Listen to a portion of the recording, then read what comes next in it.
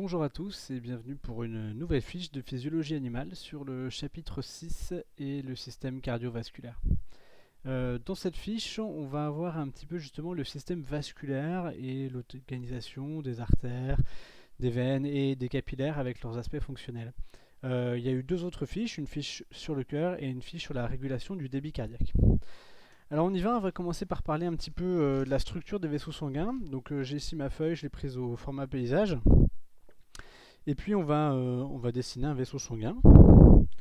Donc on y va, c'est parti. Je vais prendre un petit stylo noir pour l'instant. On le met bien dans le coin en haut à gauche. Et donc j'ai pris un verre pour faire quelque chose de bien rond. Il y a un outil pour ça, hein. Normalement ça s'appelle un compas. Mais j'en ai pas. Donc voilà, un verre c'est bien aussi. Alors dans un vaisseau sanguin, ensuite à l'intérieur bien sûr il va y avoir la lumière du vaisseau sanguin. Donc on va le faire à la main levée, hop, le plus rond possible. Et puis après, il y a trois tuniques. Donc là, ce qu'on veut dessiner, c'est une artère musculaire par exemple. Donc les trois tuniques qu'on va avoir, la première, elle est très très fine, ici, et elle est composée par un épithélium. Donc qui dit épithélium dit cellules jointives, ici c'est des cellules très plates. Des cellules jointives et une lame basale. Cet épithélium, on va le retrouver sur tous les vaisseaux sanguins et on l'appelle l'endothélium. Voilà, donc comme les cellules sont très plates, hein, je les fais assez écartées ici. Bon, il n'y a pas vraiment de notion d'échelle ici, hein, on est sur quelque chose de schématique. Donc voilà les cellules de mon endothélium. Je vais les faire en jaune. Voilà, il faut que cet endothélium soit le plus lisse possible, hein, pour bien faciliter l'écoulement du sang. Et donc il y a une lame basale à la base. Alors ça va constituer la première tunique qu'on va venir légender ici. Et donc il s'agit de l'intima. Alors donc cet intima, hein, je le répète, c'est donc l'endothélium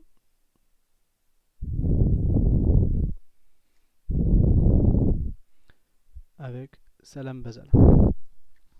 En dessous, on a généralement une couche de fibres élastiques. Alors les fibres élastiques, je vais les faire en vert, qu'on appelle la limitante élastique interne. Alors c'est un terme que je ne vous ai pas donné en cours. Voilà. Qui a vraiment cet aspect ondulé. L'image que je vous avais donnée, c'est celle d'un élastique, d'une manche de pull, hein, qui peut donc s'étirer et se rétrécir au gré des besoins. Et là, on arrive dans la deuxième couche, donc qui correspond à la média. Alors dans la média, comme ici c'est une artère musculaire, on a beaucoup de cellules musculaires. Et ces cellules musculaires, elles vont subir l'influence de fibres nerveuses parce que hop, j'arrive plus à parler en même temps.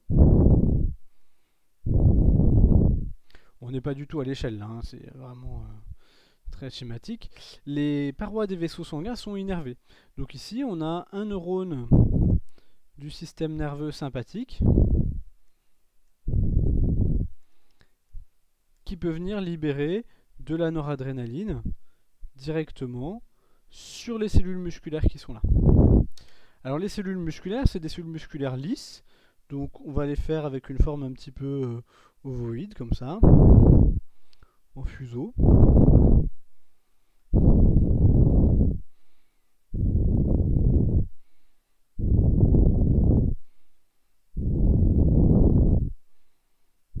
Voilà, et donc elles peuvent se contracter, et en se contractant, elles vont agir sur la vasomotricité.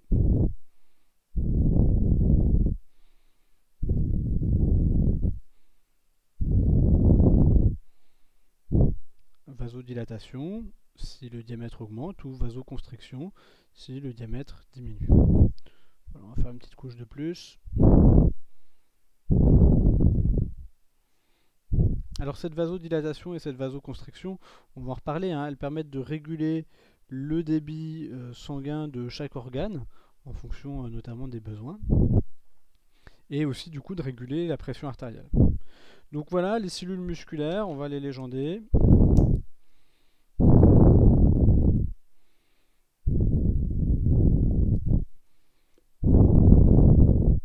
Alors, cellules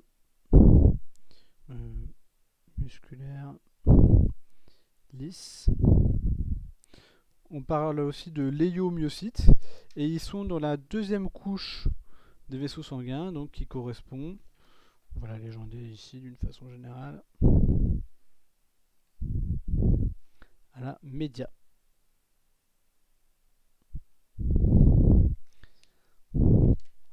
Ces cellules musculaires lisses, elles peuvent posséder deux types de récepteurs, à l'adrénaline et à la noradrénaline, soit des récepteurs alpha qui vont engendrer une vasoconstriction, et en plus, alors elles ont toutes des récepteurs alpha, et en plus des récepteurs alpha, on peut avoir également des récepteurs bêta. Alors ces récepteurs bêta, eux, ils vont engendrer une vasodilatation.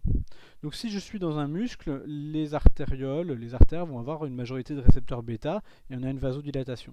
Si je suis au niveau du tube digestif, j'ai une majorité de récepteurs alpha et là je vais avoir une vasoconstriction. Dans la média, il va y avoir d'autres fibres élastiques qui peuvent être intercalées. Voilà, j'en fais quelques-unes rapidement. Et puis également beaucoup de fibres de collagène qui vont donner une certaine plasticité, une capacité à se déformer pour ces vaisseaux sanguins. On parle aussi de compliance. Voilà, je ne l'ai pas trop détaillé en cours, mais c'est quelque chose qu'on peut aborder. Donc on va les faire en noir, ces fibres de collagène. Mais c'est pas dans la média qu'elles sont le plus nombreuses finalement.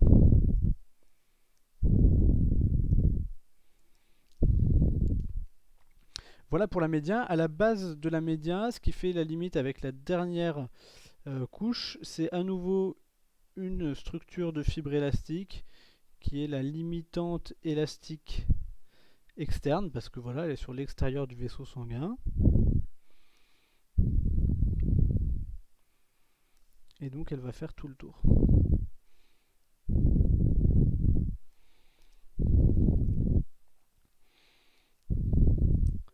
Voilà, donc en vert, on va les légender ici.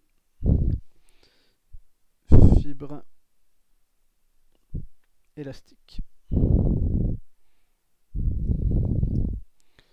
Et puis on arrive maintenant donc à la dernière tunique, dernière couche, qui est l'adventice. Alors on va souligner ces trois tuniques, intima, média et adventice. On parle aussi de tuniques internes, moyennes et externes, ce qui est une appellation un peu plus simple au final. Dans cette dernière tunique, qu'est-ce qu'on va avoir? Eh bien, on a des petits capillaires. Voilà, on va les faire comme ça. Ces petits capillaires, ils viennent irriguer et apporter le dioxygène qui est nécessaire pour les cellules musculaires qui sont là. Donc ce sont des vaisseaux dans la paroi des vaisseaux sanguins. On utilise pour ça le terme latin de vasa, vaisseau, vasorum, des vaisseaux. Donc ça signifie les vaisseaux des vaisseaux. Donc ce sont des petits capillaires. Et l'intérêt de ces petits capillaires, c'est qu'en plus d'amener le dioxygène aux cellules musculaires, ils vont également amener l'adrénaline, donc qui va venir agir par voie hormonale. Voilà, on peut zoomer un petit peu peut-être. On reculera plus tard. Et qu'est-ce qu'il y a d'autre dans cet adventisme? En fait, cet adventisme, c'est principalement un tissu conjonctif ensuite, assez rigide, qui a pour vocation de protéger l'artère. Et donc on va trouver des fibres de collagène en nombre assez important.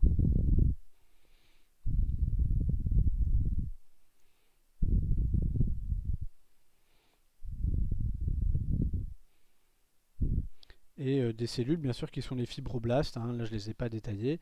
On va juste mettre les fibres de collagène ici, donc en noir.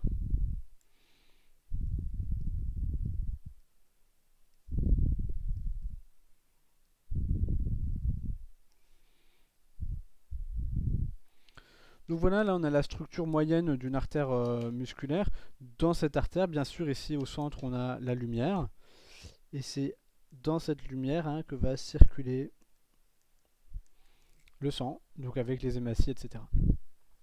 Je répète hein, ici que clairement ma fibre sympathique n'est pas du tout à l'échelle, elle est beaucoup trop grosse hein, par rapport à ce qu'elle devrait être.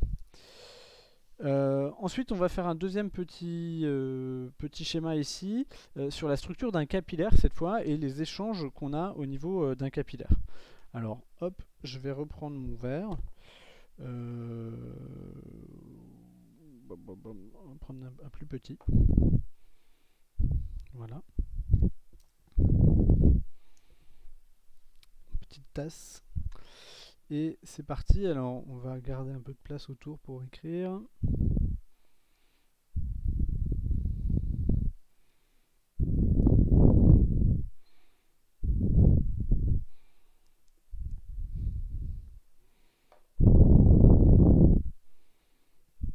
Ouais, alors là j'ai fait une petite bêtise, mais c'est pas grave.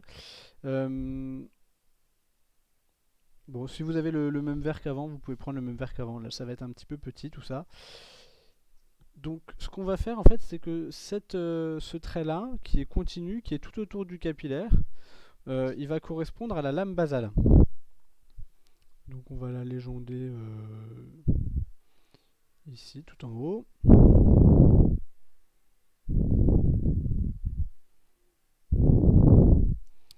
Voilà, et puis sous cette lame basale, on va avoir notre cellule endothéliale. Alors je vais faire le contour de la cellule endothéliale.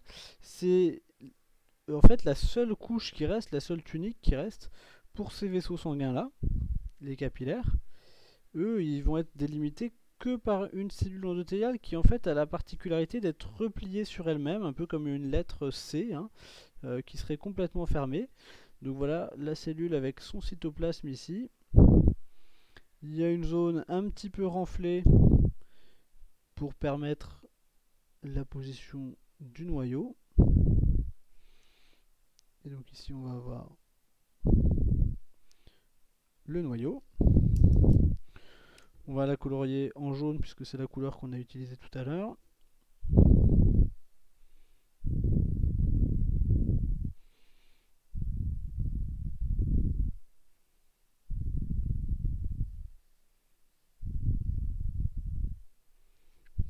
Voilà, donc on voit bien notre cellule qui est repliée sur elle-même. Voilà, on peut faire son noyau en orange. Et donc capillaire, hein, ça vient du fait que ils font l'épaisseur d'un cheveu, en fait ils sont même plus fins que ça. Et à l'intérieur du capillaire, on a des hématies. Alors les hématies, potentiellement, bon là c'est un grand capillaire on va dire, mais une hématie ça fait à peu près la taille d'un noyau. Et donc dans les plus petits capillaires, les hématies doivent même se déformer pour pouvoir passer. Donc là si je vais faire mon hématie à l'échelle, elle va prendre quasiment toute la taille de mon capillaire. Alors allons-y. Donc je vous rappelle que les hématies sont des disques biconcaves. Hein. Voilà. Là on est à peu près à l'échelle. Et puis j'ai pas de feutre rouge pour colorier, donc on va la hachurer. Et puis on va écrire son petit nom quand même.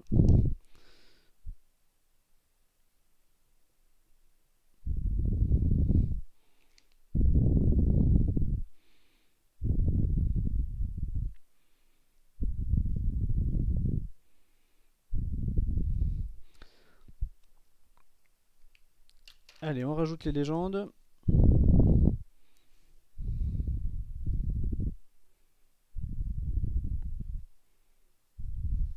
Cellule endothéliale, hématie, ok, pas de problème.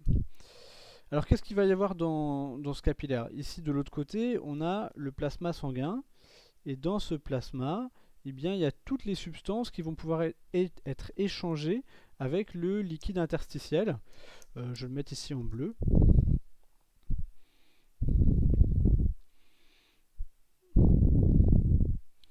On va mettre liquide extracellulaire. LEC pour gagner un petit peu de place. Alors une grande partie des échanges, notamment d'eau et de nutriments, va pouvoir être réalisée ici au niveau des pores qu'il y a entre les cellules endothéliales. D'accord. Donc là, c'est la majeure partie des échanges, notamment pour les substances hydrophiles qui vont se dérouler à ce niveau-là. Ensuite, on a tout un tas d'échanges, alors là j'aurais pas dû colorier, c'est pas grave, qui vont se faire notamment pour les lipides, par des mouvements de cytose. D'accord? Alors on peut parler de transcytose. On va avoir des petites vésicules qui vont se former de façon relativement spontanée et qui permettent de faire diffuser un certain nombre d'éléments. Et puis, on va avoir bien sûr des transporteurs membranaires. Alors, on va les schématiser sur la membrane, voilà, avec des petits points verts de chaque côté, hein, aller-retour, qui permettent de faire passer un certain nombre de nutriments.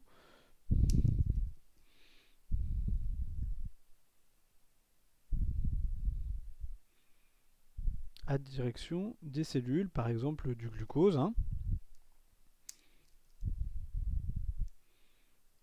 Alors bien sûr, c'est des échanges qui peuvent se faire dans les deux sens. Hein.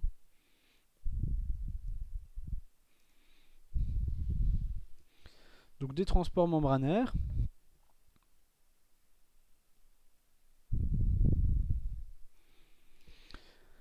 Enfin, il y a un certain nombre d'échanges qui vont pouvoir se faire directement par diffusion. Ça va concerner en particulier les gaz respiratoires. Alors on va les mettre en noir. Voilà. Donc O2 et CO2 sont des petites molécules hydrophobes, je vous rappelle, et donc elles peuvent passer directement à travers la membrane. On va rappeler enfin que dans le plasma, il y a un certain nombre de protéines qui restent en permanence dans le plasma. Je vais les faire ici avec des petits points vert clair. Alors il y a notamment des anticorps, des facteurs de coagulation, mais la protéine plasmatique la plus importante, c'est l'albumine. Et ces protéines ici, elles ne peuvent pas diffuser, c'est-à-dire qu'elles sont vraiment bloquées à l'intérieur. Et en étant bloquées ici dans le plasma sanguin, en fait, elles vont contribuer à attirer l'eau par osmose. En fait, au niveau... on va la mettre ici, l'eau. On l'a déjà mise, mais bon.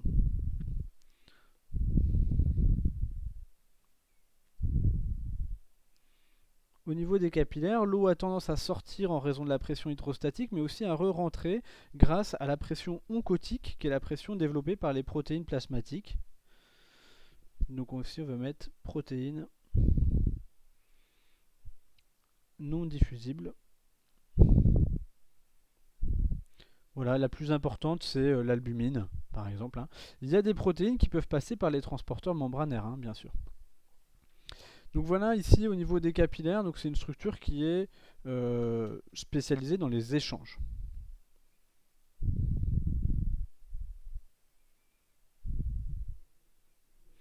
On va maximiser notamment les paramètres de la loi de Fick, hein, avec un delta C qui est maintenu par la convection à ce niveau-là, et puis une grande surface qui permet de maximiser les échanges et une très faible épaisseur, puisque vous voyez là, si on devait donner une échelle, hein, le noyau c'est 5 micromètres, donc là on est à moins d'1 micromètre d'épaisseur pour passer.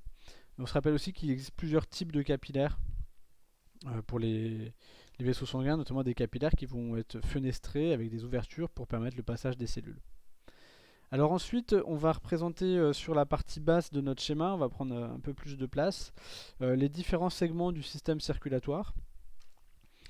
En partant du cœur et en retournant au cœur, et donc on va avoir de gauche à droite les artères, les capillaires au milieu et ensuite les veines. Alors on y va, c'est parti. Donc je vais commencer ici par le cœur avec le ventricule gauche de façon très schématique. À la sortie du cœur, j'ai mes deux valves sigmoïdes ici, et puis je vais avoir une première artère, un premier type d'artère, les artères élastiques. Ensuite, des artères plus petites, les artères musculaires. On va les ramifier en artérioles. Alors le diamètre doit aller en diminuant à chaque fois, hein. Moi je n'ai pas très bien réussi. Et puis là on va faire les ramifications des capillaires. Alors on va dessiner des petites bananes comme ça. Vous allez comprendre après. Hop, de l'autre côté ici.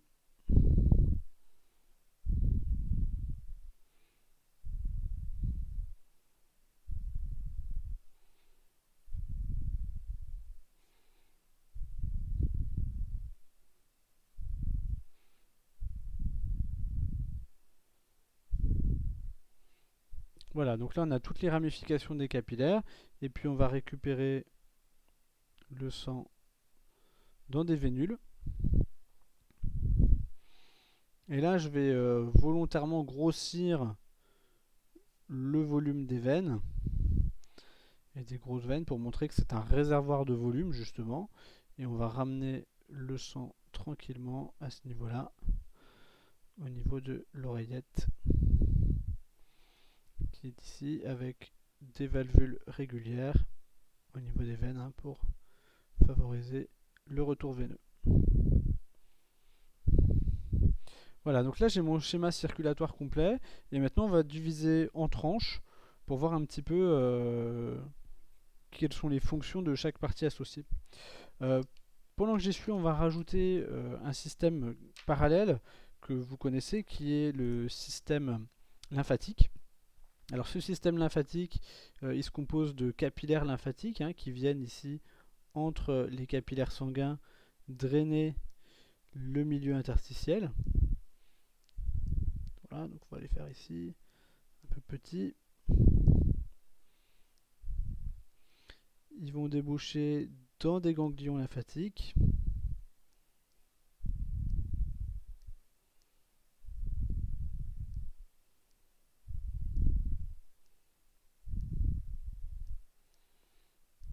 Qui vont être de plus en plus gros, qui débouchent même dans des plus gros vaisseaux lymphatiques, et le tout va rejoindre le système veineux.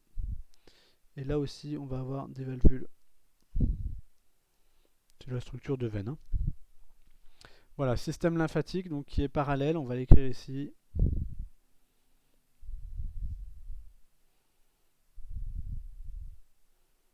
Hop, voilà.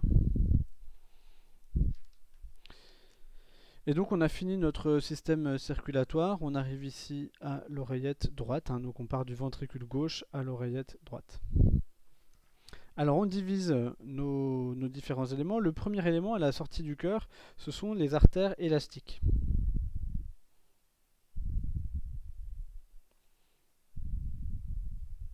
Alors le mot-clé ici c'est élastique, puisque c'est vraiment leur particularité. Elles sont très très riches en fibres élastiques, et ces fibres vont leur permettre de se distendre. Donc si on regarde au niveau des différentes fonctions, hein, lors de la systole, on va s'approcher un petit peu.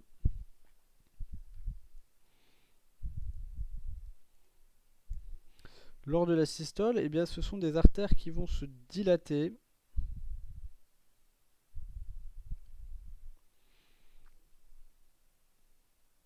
Voilà, on fait la paroi ici de l'artère.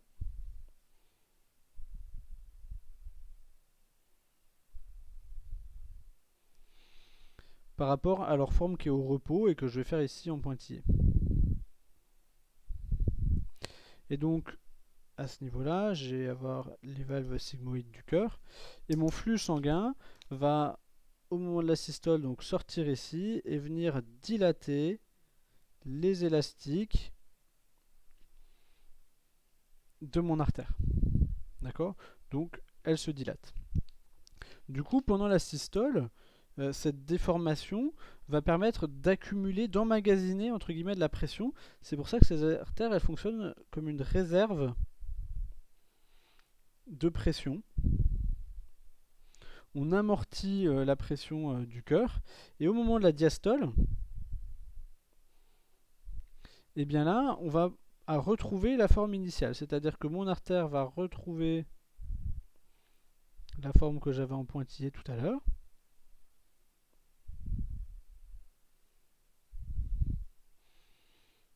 Alors qu'elle avait auparavant cette forme-là, hein.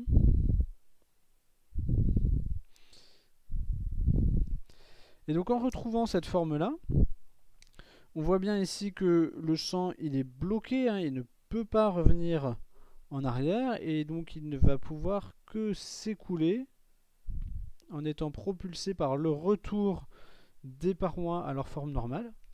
Et du coup, bien que le cœur arrête d'éjecter du sang, eh bien le sang continue d'avancer. On a un écoulement du sang qui est continu, même pendant la phase de diastole. Et donc ces ces artères élastiques, hein, elles permettent un écoulement continu du sang grâce à leur élasticité. D'accord? Elles vont avoir également une forte résistance. Une forte résistance. Voilà, parce qu'elles ont beaucoup de fibres de collagène, hein, et donc ce sont des artères avec une paroi très très épaisse et très rigide. Donc ça c'est le premier segment, artère élastique.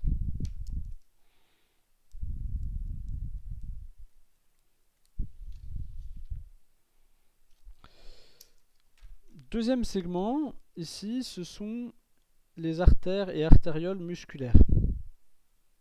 Alors, artères musculaires, donc celles qu'on a dessinées en haut, et artérioles. Alors, le mot-clé ici, hein, c'est le fait que ce sont des artères qui ont des muscles dans leurs parois en grande quantité. Il y en a aussi dans les artères élastiques, hein, mais ici on en a encore plus. Du coup, ça va permettre une très très grande vasomotricité, c'est le point important. Vasomotricité, avec deux possibilités. Soit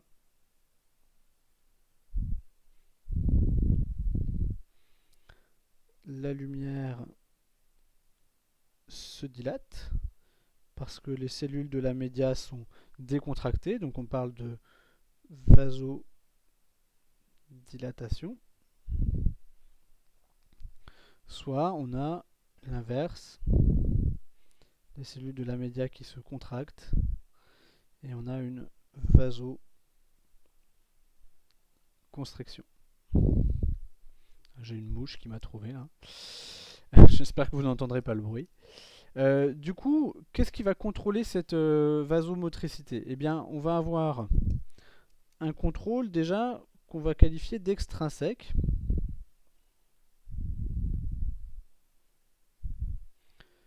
Donc qui ne dépend pas du contexte local du vaisseau sanguin, mais de la situation générale de l'organisme, et qui va se faire par l'intermédiaire des catécholamines. Donc, soit l'adrénaline, qui se comporte comme une hormone, hein, libérée par la glande surrénale, soit la noradrénaline,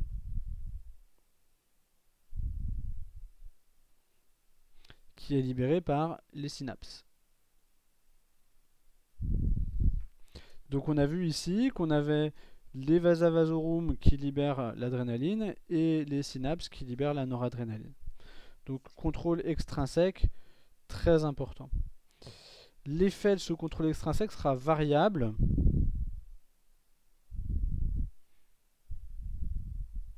selon le récepteur, hein, récepteur alpha ou bêta et ou bêta. D'accord? Donc si on a des récepteurs alpha, on a une vasoconstriction, et si on a des récepteurs bêta, une vasodilatation.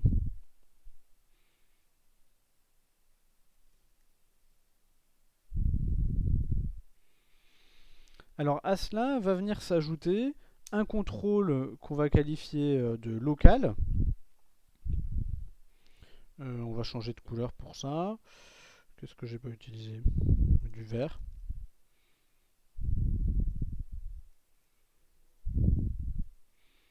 Contrôle local, donc là ça dépend uniquement de l'état d'activité du tissu.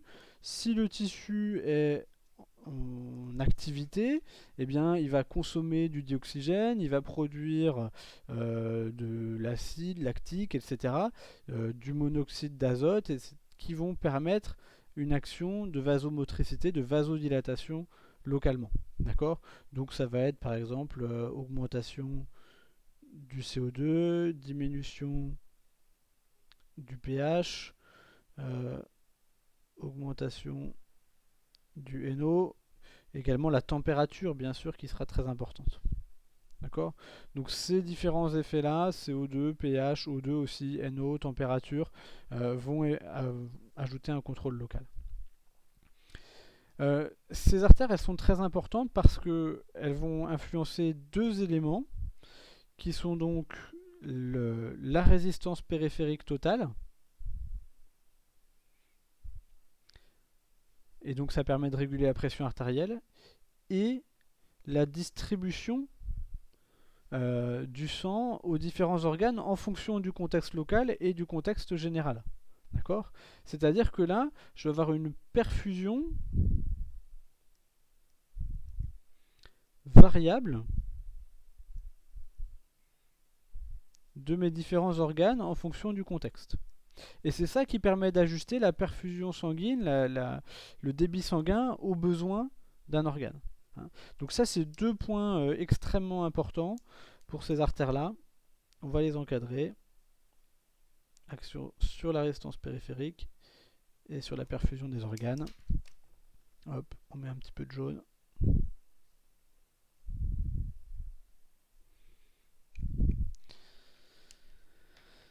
Voilà pour le début du système. On arrive maintenant ici aux capillaires. Alors on aura moins de choses à écrire pour les veines, donc on va se décaler un petit peu. En plus, j'ai pas trop géré l'espace. Alors pour les capillaires, on a dit l'essentiel pendant notre schéma. Hein.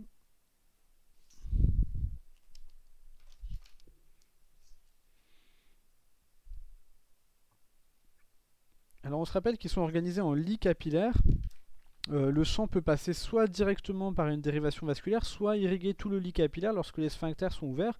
Ces sphincters, ils font l'objet du même type de contrôle que le contrôle des artérioles, hein, donc local et général. Donc on va mentionner ces lits capillaires.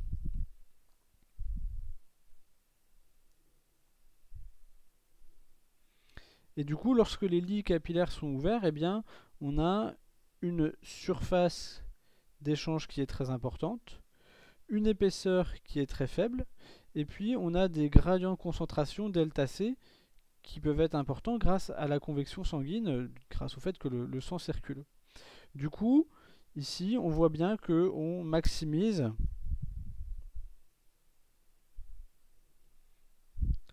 la loi de Fick. Ça, c'est vraiment un aspect très important pour les capillaires sanguins parce que les échanges ils se font par diffusion et si on n'optimise pas les paramètres, eh bien, je ne vais pas pouvoir donner de l'O2 par exemple aux tissus qui en ont besoin.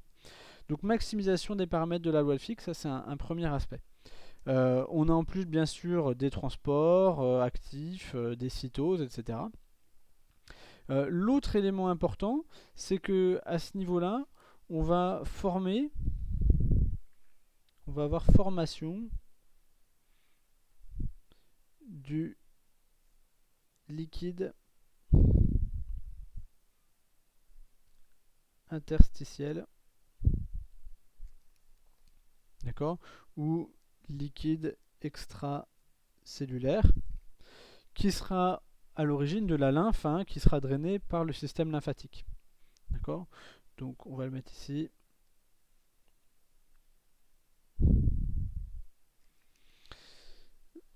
Pour cette formation du liquide interstitiel, on se rappelle que ce qui est en jeu, c'est l'équilibre entre pression oncotique et pression hydrostatique. Hein. Donc c'est le delta entre pH et PO. Dernier point qu'on peut noter, c'est que ces capillaires, ils sont plus ou moins poreux, ils vont avoir des structures variables. Il y a des capillaires fenêtrés, des capillaires complètement ouverts où il y a la lame basale qui est interrompue, l'endothélium qui est interrompu. Voilà, et on va terminer avec les veines et vénules.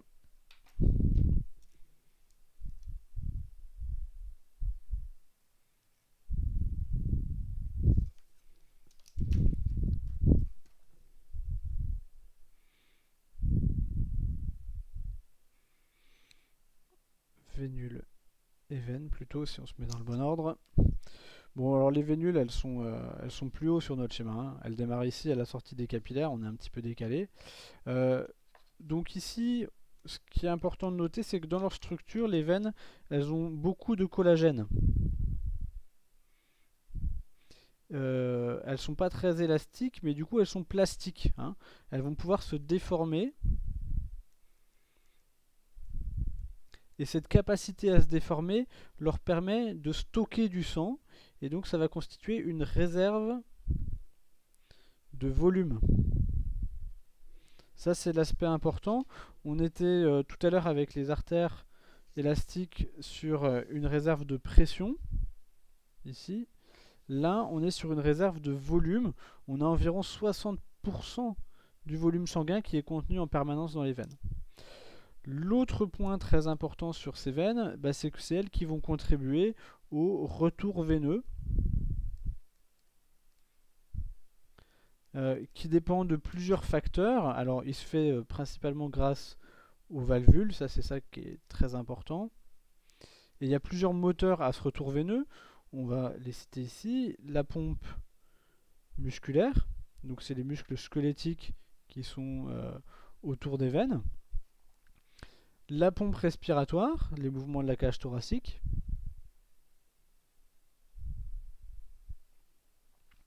Et puis on va avoir un petit peu l'action du cœur,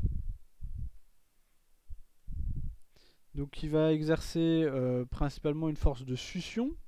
Hein, il se comporte comme une pompe aspirante à ce niveau-là, parce qu'au moment de la diastole, eh bien, le sang se retrouve aspiré à proximité pour rentrer dans le cœur. Hein. Le volume du cœur augmente, il se dilate, et donc il faut bien que le sang rentre.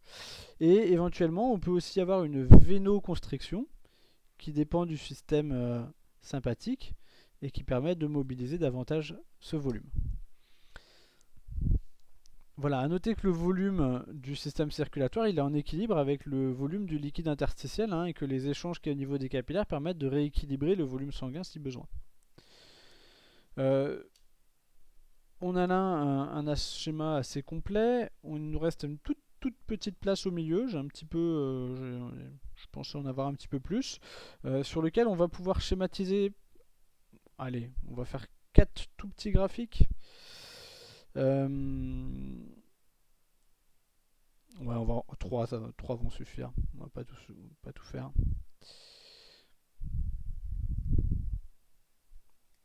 Sur lesquels on va détailler différents paramètres. Le premier paramètre, ça va être la pression. Le deuxième paramètre, ça va être la vitesse d'écoulement. Et le troisième paramètre, ça va être le volume. Et en fonction du système, de la localisation dans le système circulatoire ou de la distance par rapport au cœur.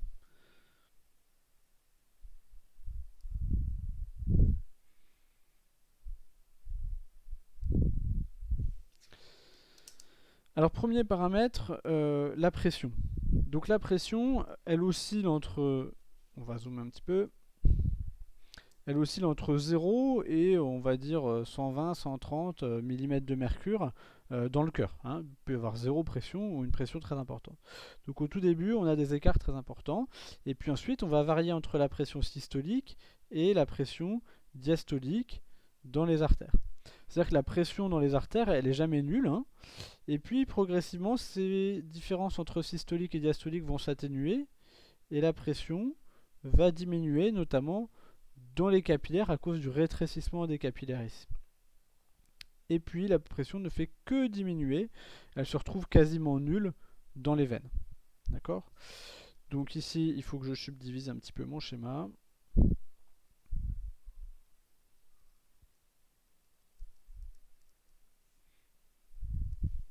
Donc ici, je suis dans les artères, ici dans les capillaires et ici dans les veines. Alors c'est logique, hein, la pression elle ne peut pas réaugmenter dans les veines, hein, même si le diamètre réaugmente, plus je m'éloigne du cœur, plus la pression va diminuer. Deuxième paramètre, ici la vitesse. Alors la vitesse, elle est importante à la sortie du cœur, et puis elle va décroître progressivement pour être quasiment nulle au niveau des capillaires. Vraiment très faible. Et puis ensuite, alors ça paraît un petit peu contre-intuitif, la vitesse réaugmente dans les veines jusqu'à atteindre la valeur qu'elle avait au niveau des artères. Cette courbe-là, c'est l'inverse de la courbe de surface. C'est-à-dire que plus la surface de vaisseau sanguin et la surface d'échange est importante, plus la vitesse sera faible.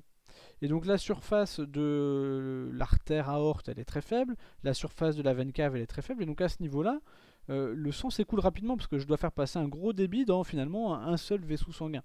Alors que là, dans l'ensemble des capillaires, je dois faire passer le même débit de sang. Mais comme j'ai énormément de capillaires, je vais le faire passer tout doucement. Donc ça c'est la vitesse, et je vous dis c'est l'inverse de la surface, c'est-à-dire que la surface d'échange, elle aurait cette forme-là. Hein. On peut la faire un petit peu en pointillé, si vous voulez. Elle est maximale bien sûr au niveau des capillaires. Voilà, S, et ici V. Le dernier paramètre, ça va être le volume.